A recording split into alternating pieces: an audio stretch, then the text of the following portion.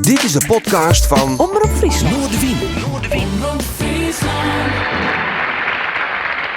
And here they are, ladies and gentlemen, two boys with a top hit record of the day.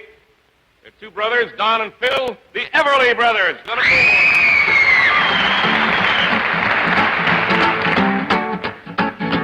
Bye-bye love, bye-bye happiness, hello loneliness, I think I'm gonna cry.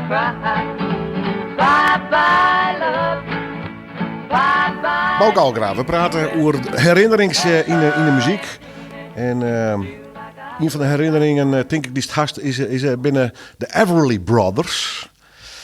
We hadden al een soort artiesten hoor, maar ik bij deze man, wat verbonden hast u met deze brothers hoor? Let them both rest in peace. Dat heeft wel eens jet om het verhaal en zo, dat ik maar een aantal mensen in die oude rock'n'roll zien toch wel wat persoonlijk hier. Hè? Ik ben een enorme fan van Little Richard natuurlijk en Fats Domino en dat soort dingen. En zag ik wel wat maar die Everly Brothers. Dat kwam ik omdat ze in Engeland altijd al een tournee deden. En ik deed die show in de Royal Albert Hall zonde. En ik denk, godverdikkie, dit is ik waar, die Everly Brothers. Wat een succes. Dus die stemmen van de Everly's ben fenomenaal. Thank you so much. Oh, oh, Claudette. Oh, oh, Claudette.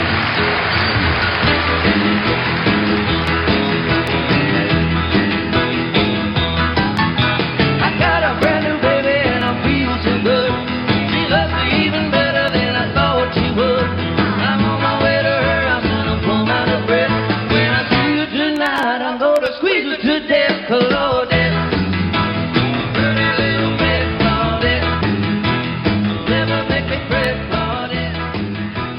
De band die erbij is, die lui hoeft niks te vertellen. Hè? En Don Everly, de stem, en zijn broertje stingen erbij en zo veel. Maar die hege kopstem en dergelijke. Maar het was natuurlijk een geweldig iets. Dus ik hield daar wel wat mee. Had nou zei je, die muziek die doet me net zo volle. Dus ik denk, dit is wel een project. Toen ik die Engelse promotor belde, zei ik wil die show graag zien. Ja, hij zei, maar dat komen we wist altijd welkom, maar ze treden alleen nog in Engeland op. Ze wil nergens oors optreden in Europa. Nou, ik zei, wat is dat nou voor flauwekul? Nee, ze hoesten net om te beginnen, want ze doen dat toch net en zo. Maar hij weet net zo dat hij zei, nou ja, oké, kom maar langs. En als je het leuk vindt, zo werkt dat in die wereld. Dan zei ze, nou, collega, prima, ik wil zien shows hebben en ik weet de regels wel. Maar als ze natuurlijk hun wereld beschermen, en ik merk dat ze mij lauwer kwijt en rijk binnen zijn, ja, dan hebben ze een slechte tegenspeler. Want ik ging naar de Royal Albert Hall en zo, en daar kreeg totaal geen faciliteiten daar. Dat zit mij al volledig in het verkeerde keel gehad. Maar goed, als de wereld kent, best natuurlijk zelfs in de Royal Albert Hall snel binnen West-Erde must. Dat kan ik zo wel vertellen. Ja, hier is wat contacten daar. Ja, dus ik kon daar toch dwars te hinnen. Dus op een gegeven moment kwam ik bij Peter Brown, de manager van de Everly's, die weer ik. En die vertelde ik het verhaaltje. Zei, ik ben je jong toch ik wilde met de Everly's graag eens wat van. Want in Nederland wie dat natuurlijk een interessante groep, de Everly's. Hij zei, nou dat is prima, ik ben wel geïnteresseerd. Maar hij zei, ik heb weinig tijd, we hebben een hele drokke tournee en zo. Nou, ik zei, ik ben toevallig over een maand in Los Angeles, dan kom ik langs. Dus dat was natuurlijk gelijk. En bombats. En toen gebeurde het. En wij konden vrij snel een deal maken met de Everly Brothers. En daar heb ik, ik denk wel 4 of 6 tournees met die. Dus in Scandinavië, in Nederland, in België. Daar wie een enorme belangstelling voor. Het probleem is, de Everly's hebben in Amerika hele hoop in die grote casino's spelen. En dan dingen ze 2 shows op een miljoen. Maar die willen net langer dan 50 minuten. Dus ik zei in Europa hebben we dat oost van. En dan komt bij mij Don Everly. Ja, die Don Everly, dat was natuurlijk een aparte koopman. Dus afgezien van het feit dat hij nogal uitgezet was, weet ik een ongeleid projectiel. In 1961, to cope with the demands of fame, Don Everly began receiving Ritalin therapy, a combination of a stimulant drug and vitamins. He quickly became addicted. As he recalled to Rolling Stone in 1986, people didn't understand drugs that well then. They didn't know what they were messing with. It wasn't against the law, but it got out of hand naturally. It was a real disaster for a lot of people, and it was a disaster for me. Ritalin made you feel energized. You could stay up for days. It just got me strung out. I got so far out there I didn't know what I was doing. Don quit using Ritalin while he was in the Marines, but then he got back on it shortly after leaving. One day in 1962, while touring in London, he attempted to overdose on barbiturates. His wife took him to a hospital to get his stomach pumped, but he returned to his hotel room and tried again. He was then sent to a psychiatric ward in New York City where he was treated with electroshock therapy, as he recounted to Rolling Stone. They say shock therapy is good for some things, but it didn't do me any En good. veel wie wel redelijker zijn, maar ja, Don wie de stem. Ik zeg, jongens, het ken het. Dus dan hebben Ralph McTell hebben we in het voorprogramma zetten. Ik bedoel, dat was ik lang net overal, maar in Europa ken dat wel. Have you seen the old man in the closed down market, kicking up the papers with his worn out shoes? In his eyes you see no pride, and held loosely at his side yesterday's paper, telling yesterday's news. So how can you tell me you're lonely? Dan zei ze er al McTell en dan één set van de Everly Brothers. Want het ding er net dat de Everly Brothers 2 sets dingen op miljoen. Nee, dat wie 50 minuten en dan houdt het verhaal op. Ja, ik zeg, dat kunnen we gewoon net verkepen en zo. Dan zei Don, nou ja, oké, dit en dat. Eerst het voorprogramma, dan een pauze. En dan de Everly. Ik zei, om mij speel je hem 3 keer hetzelfde nummer. Als dat allemaal makkelijker is. Dus we konden dat altijd nog wat rekken. De algehele situatie, als een artiest een oerending en dan 1 2 toegeeft, wie dat perfect. En Fats Domino en Little Richard, die moest van de bühne uittrekken. Die houden nooit weer op. B.B. King hetzelfde. Maar dat was hier van een groot probleem van de Everly Brothers.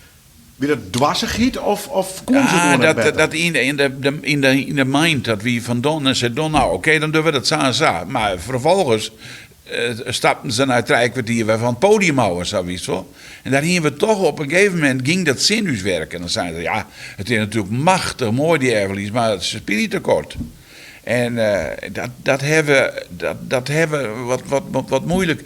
We hebben een goede steun van hen wie die internationale fanclub van de Everly's. Die wie heel groot. Ik denk erom dat ze een allemachtigste hoop fans hebben, die Everly Brothers. En die heeft dus ik wel geholpen zijn. Die had ik wel op close contacten met Phil en Don. Maar dat wie altijd maar Ray Charles en al die artiesten willen nooit geen probleem. Maar de Everly ziet daar het probleem. Maar het wie ook geweldig. Maar Don Everly wie natuurlijk een hele aparte kwiebes en zo. Die had een grote persconferentie in Amsterdam. En dan zei ik tegen de journalist, je moet er niks vragen over zijn gewicht en dat soort dingen meer. En op dieet en dat soort dingen. Want nou ja, iedereen zegt, de media, de goede jongens hebben er wel begrip voor. Maar daar is dan allemaal toch de eerste vraag van... hoe zit het met de kilo's? Met de kilo's. Dus hij zei, zijn dat alle vragen? Bedankt en rint zo fut. Dat is typisch Nederlands. Dus dat lukte ik allemaal net. Wij hingen ze in het Hilton Hotel in Amsterdam zitten. Toen zeiden we, we willen jongen even stappen naar de Juliana's. En zij dan op van die baseballs kunnen die ik gewoon heb. Nou, zei die UX prachtig kunnen in dat. Die kosten destijds $300 of $400 daar. En ze mochten net in de Juliana Club. Die portier zei, ze komen hier op dat soort kunnen, maar ze er net in. En nou is het de lieve heer, ze komen er net in. Nou, dat wie een rel. Dus uw perspromotor heeft midden in de nacht alle mogelijke Sonja Barend en alle mogelijke interviewverzoeken en zo Everly is geweigerd in de Juliana Club. Dat ging volpag in de Telegraaf, overal. Dus we hadden orendags, die portier hebben een grote mand gebracht met fruit en champagne en dergelijke en $100 om te bedanken voor de publiciteit. Dat vind ik prachtig. Want hoe raar het klinkt, dat werkt dus wel op een rare manier. Dat werkt dus wel. Dat is natuurlijk belachelijk. En we konden die portier ik nog overtuigen. Die zei, het gebeurt gewoon net. Punt uit. It's a wonderful song written by Paul McCartney. I'd like to sing it for you now. Wings of a Nightingale.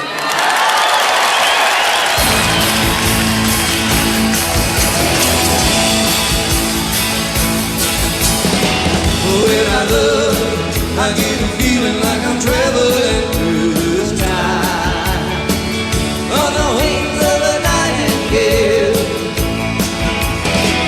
As I ride, my head is reeling, but I don't even wonder why. Don Everly, als we daarvan waarom kwamen van de toren, ik kies altijd, ik zei, je moet erop denken. Als ze na afloop van de show, ze komen wollen midden in de nacht, dan is ze allemaal honger, dat was eten. En die Don Everly, die pakt de menukaart, zou je nooit hebben begrepen. En ik heb gezegd van de opener, die zei, nou alles wat op dat ding stiert, wil ik hebben. Alles. Ja, hij is wel een zegtje trollies met spullen, jongen, met obers, om Jelwe treien 's nachts die naar de kamer gingen van Don Everly. Nou, dat is ik. Wondere koopman. Ja, maar knettergek dus. Ja, knettergek. Ja. Knettergek, echt. Maar hoe rest bij zo'n tour mij? Dan denk je elke dag, oh, wat maar goed komt? Of? Nou, ze zijn wel betrouwbaar. En veel wie sturen, dus dan, ja, Don wie de baas en Don wie eigenwijs. Nee, maar dat is net op dat niveau. Hè, dat je wil, als er met een tournee wat verkeerd gaat, dan komt het vaak door yield. Maar die meesten maken een Amerikaanse acts sowieso. Betalen ze een binding fee als ze het contract tekent. Betalen ze halverwege erin nog eens een keer 50%. Sinds 20% binding fee betalen ze, dan betalen ze 40% halverwege erin. En 40% before the artist is leaving the country. Zo werkt dat systeem. En als er natuurlijk dingen beloofd staan, dit en dat. En dan krijg je op een gegeven moment een artiest. Jerry Lee, wie ik nooit wat mee onderhouden. Maar als ze kozen zelf soms malafide promotors. En dan krijg je dat soort dingen. En daar maakt Jim dan weer zaken mee doen. Ja, maar wij dingen net met de slechte meesten. Nee, die tussenpersoon. Wij in de eerste klasse meesten, want die meesten het filtert zich al. Als de promotor is die geen yield heeft, die kan vaak net aan zijn verplichtingen voldaan. Dus daar begint het om, maar wij zitten in de situatie met dit soort artiesten dat we keuze genoeg in. We hebben Mojo, ik wil dingen die het met Jerry Lee en met de Everly's en zo dan. Kocht Mojo de show van u, wist je, dat wie ik allemaal prima. Is dream, dream, dream, dream when I feel blue in the night and I need you to hold me tight whenever I want you. All I have to do is dream. I can make you mine, taste your lips of wine anytime, night or day.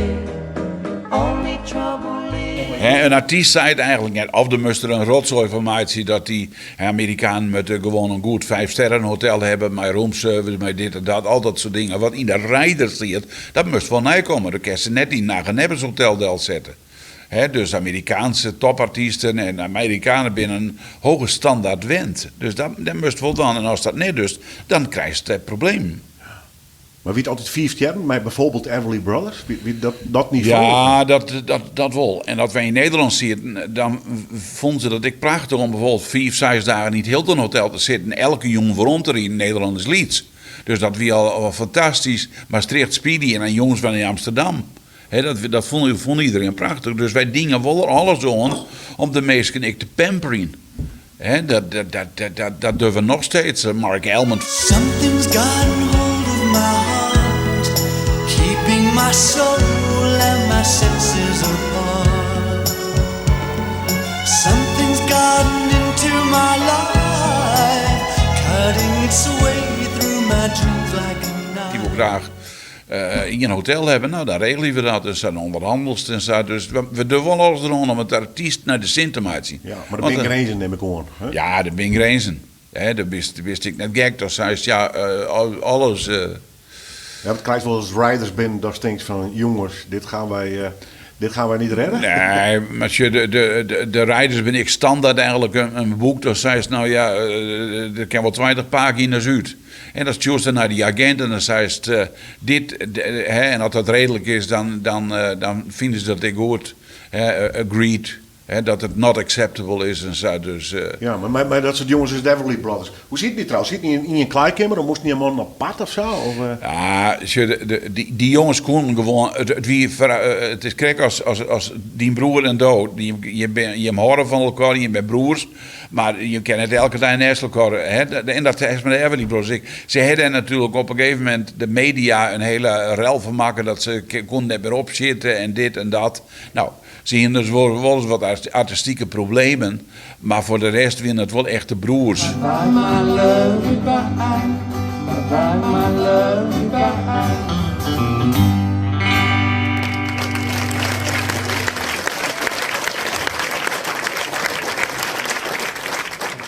Because it's an Everly Brothers song, and every duo throughout history, I think, in the pop music era, has looked upon the Everlys correctly.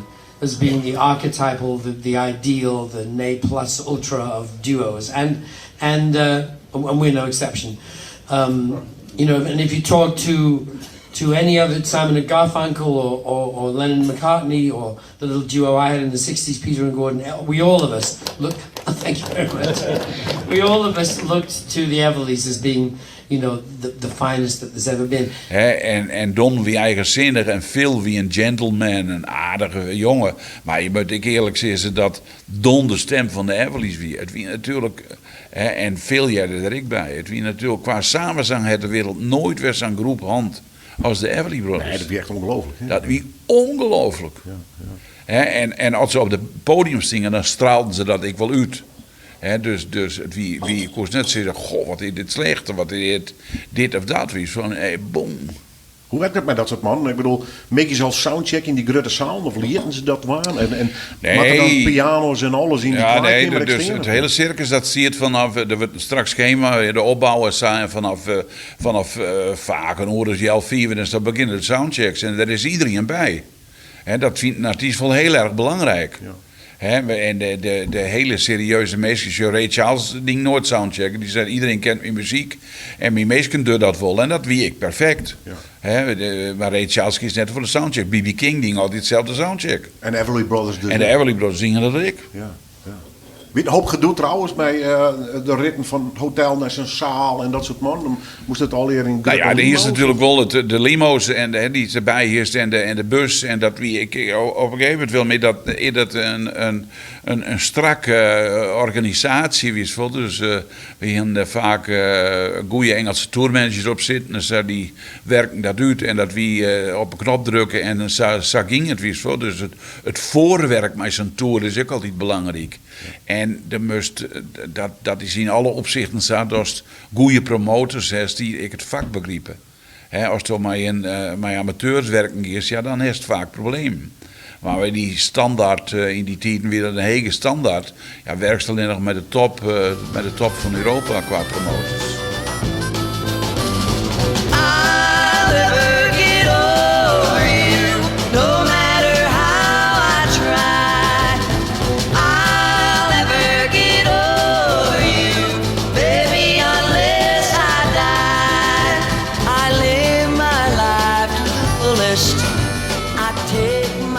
Man, ze hebben ongelooflijke bak en geld. Ze bestellen de complete menukaart midden in de nacht in een hotel, vertelde ze te leven. Had dat soort man op een gegeven moment nog een beetje grip op de werkelijkheid? Of zitten die in zijn eigen bubbel op een gegeven moment? In hun rieke bubbel vooral. Ja, daarom. Ik ken een hoop van dat artiesten maken. Dan zegt God, jongen, er is toch een yield verzinnen aan de platen, hè, aan de cd-verkopen en dergelijke, de music rights. Hè. Ik ken een hoop mensen die schrannen natuurlijk hun eigen nummers en zo. En de derde, dat wist zelf wel wat de catalogus nu van Fleetwood Mac wordt naar verkocht, Bob Dylan en zo. Dus daar pakten ze een hele hoop yield van. Wat ik wel merkte, ze hebben vaak de verkeerde managers, die ik zelf graaien en dergelijke. Dan denk ik, god, maar... Was dat een product mij, man? Ja, die heb ik wel meemaken. Dan denk ik, god, maar dat wist het soms net. Ik bedoel, hoe komt een bepaalde manager, hoe komt die bij een artiest? Maar ik heb een hele goede meemaken. Maar dat hangt wel een beetje. De ben ik mensen die hele goede mensen om me heen, die een hele... vrouwen is natuurlijk ook moeilijk. Hè. Ik bedoel, ik heb een hele hoop... Don Everly, ik heb allerlei vriendinnen altijd bij je samen. Maar dat is eerst wel dat het natuurlijk geen werkelijke liefde weer. Nee. Maar vrouwen ken ik als nou... Ik ken nog nooit bij Fogerty werkt. John Fogerty. Maar dat is wel een hele gedisciplineerde artiest. Zijn vrouw is manager en zijn broer is boeker. En voor de rest, ze is toedeloe. We willen helemaal hoegen, agent, over dit en dat. Die doen alles zelf. Dus die geldstromen, die controleer ik zelf.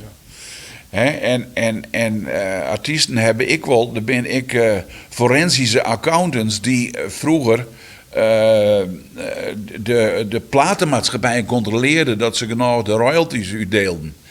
De Dubliners hebben bijvoorbeeld op een gegeven moment hun zang grote claim op een platenmaatschappij. Dat zij de hele platenmaatschappij in Dublin hebben doen om. Want die konden hun net meer betalen. Die is vier en hij zei het zelf gewoon om. En daar zit ik een hele hoop geld in samen. Dat is juist het. Ja, dat is mij. Het gaat vaak net maar elkaar artistieke prestaties en ik de zakelijke kant. Maar het is wel verrekte belangrijk voor zo'n artiest. Ja, ik heb een project, zeker met dat soort tournees. Ja. Maar Everly Brothers trouwens, want er zit eigenlijk nog een grote band omheen? Of? Ja, we zien een band, Albert Lee, wie gitarist. A long association with those guys. I tell this story every night on stage. Now, you know, I met them in 62, 63 and spent... every time they came to England, I'd go to see them whenever I could, and if I could get backstage, you know, I'd say hello. Oh, Albert, how you doing? And I was so pleased that they remembered me. And then I eventually got to the States in, it must have been 70, with Heads, Hands and Feet. And an old friend of mine, Terry Slater, was working at Capitol in the publishing company there. And he was like best friends, and still is best friend with Phil Everly. So I got to meet up with Phil a few times, and he actually took me on my first trip to Disneyland. And so there was always an association there. And then then they broke up in '73, and then a little later on, I ran into Don Everly, and he was a little standoffish because he knew that I was Phil's friend, and by this time they weren't talking to each other. So I went along to a jam. I was invited along. You know, he called up Jerry Allison actually and said, "Hey, come on out. You know, we got all these players and it's great fun. You'll love it." You know, so I went out there, took my guitar. And immediately I was Don's best friend. So it went on from there, you know. En Phil Cranford, wie de bassist en zo, dus een man of zo'n 8. Dat wie een hele goede muzikant. En die hielden ze dan in als ze op tournee gingen. Dat dienen ze al jezelf? Dat dienen ze zelf. Als tourmanager net zo volle bemoeienis, denk ik. Nee, dus die manager, die Peter Brown, die manager. En dan hielden ze dus een agent. William Morris of CEA of de grote agencies. En die boekten dan met ons die tour. Maar dan weer het wel gewoon. Wij hadden de contacten opbouwd met de jongens. En dan gingen we naar die agents en zeiden van nou dat en dat. En dan weer het declareerd. Dus... Had nog lang contact met die Everly Brothers? Of wie dat toch wel meer zakelijk eigenlijk? Ja, dat wie meer zakelijk. Dat wie net... ik hier met Ray Charles, met B.B. King en met dat soort mensen. Een volle closere band met de Everly's. Maar dat is ik een beetje, dat is blank Amerikaan, dus daar hebben we ook niks van zeggen, maar dat is toch wat een oor. Fantastisch professionele organisatie. Ondanks de toestand die ze was, maar hij is weer gewoon kost perfect op. Dus maar op een gegeven moment wie de belangstelling in Engeland rondom en zo, en in Europa wie die. Nou ja, dat heeft natuurlijk. Als de Everleys, daar ben ik wel van overtuigd. Als die oorloeren optreden en dan nog eens 5 toegiften jou, en dan beginnen de mensen de zaal oprutsen. Maar de mensen zijn. Met Chuck Berry verwachten ze dat wist dat hij nooit langer dan oren optrad en zo. Maar de mensen die wat meer jouwen, zoals B.B. King en Fats en alles, die kregen dat wel waarom, vond ik. Ja. Dat wie zelf wel willen als naar een concert kiest en dan zei Jezus mina, dit is wat. Ja. Of dat is naar een oren weer buitenstiers. Is nou alweer voorbij. Ja. Maar daar is mij de meid zien. Everly Brothers, ja. May they rest in peace. Ze binden er ook al net meer. Ze binden het meer. It's a beautiful song. That's the familiar sound and song from the groundbreaking Everly Brothers. Today, we learned Don Everly has died. He and his brother Phil topped the charts in the 50s with hits like All I Have to Do Is Dream and Bye Bye Love. They were inducted into the inaugural class of the Rock and Roll Hall of Fame back in 1986 alongside James Brown, Ray Charles, and many other greats. Don Everly died at his home in Nashville. He was 84 years old. Hoe is dat voor die? Ik bedoel, een heel protte kerels. West toen met toerthuis van Ray Charles, B.B. King, de Dubliners, de eerste en de tweede generatie. Ze bent er nog net meer. Nee, hoe vies dat? B.B. King zei altijd, Baukie, when it's your time, it's your time. Ja, nee, maar dat is redelijk nuchter, maar ja, toch. Nee, maar dat jouwt u wel weer een schok. En dan denk je dan alle, en ik krijg natuurlijk prompt. Ik hoop dat het nou wat rustiger wordt. Altijd weer van de media aandacht. En zo van, oh god, vertel eens wat. En dergelijke. Als er waarin de pijp uitkeert. Nou ja, de lijst van de Brothers. Hè, die is die is al lang niet. Nee, maar dat is ik zo. Dus dan krijg je wel weer wat contact. Maar dat jouwt u wel een schok. En dan denk je, nou ja, goed, ik streep er weer in terug. Maar dat is het. Maar ik word pijnlijk op een of ja, dat is ik wel eens wat vervelend. Ik heb met de Dubliners is een cultfiguur worden, een cultband worden. Dan denk ik, nou ja, ik kom er meer, want ja, Barney er meer en dit en dat. Nou, ik zei, ik heb vorig jaar nog geprobeerd om waarom te halen, maar ik word die helaas teleurgesteld, dat lukt niet. En dat ben ik, meestal ben dan altijd hing je dan vroeger. Maar als iemand komt te overlijden, dan is het gebeurd. Maar dan kan ik vind nou bijvoorbeeld dat de Dubliners op dit moment beter binnen dan ze vroeger ooit wees binnen. Want de meesten zeuren altijd over van ja, die Barney bekennen, die doet altijd hetzelfde en dergelijke. En nou hebben ze vernieuwing. Ze hebben wat jongere meesten, de 60ers zitten erin en zo. Geweldig, spelen die allemaal prachtige mooie muziek en zo. Dus. Ja, maar dat heeft met de fans. De fans bloeien vaak hingen in het verhaal. Ja, het zat weer maar het bloeien en niks nieuws. Ja. Nee. Maar het weer een hele mooie tijd, Willem, met die groepen. En zoals Wiespink nou nog steeds wel wat actief. En maar dat just wel dat de echte muziek, dat bloed bestaan. Dat we nou die nieuwe tours die we doen met de Zombies, met Colin Blunstone, Procol Harum ben ik mee bezig en Savies. Dus dat is toch wel wat de mensen leuk vinden. En als de muziek van tegenwoordig, ik vind dit discjockeys allemaal prima, maar er zijn natuurlijk enorme vakmeesken bij. En dat is net zo makkelijk als toen zei nou, komt een discjockey en hij heeft 50.000 meesken. Maar ik ben wel van overtuigd. Wij praten nou nog steeds over vroeger en hoe dit en dat.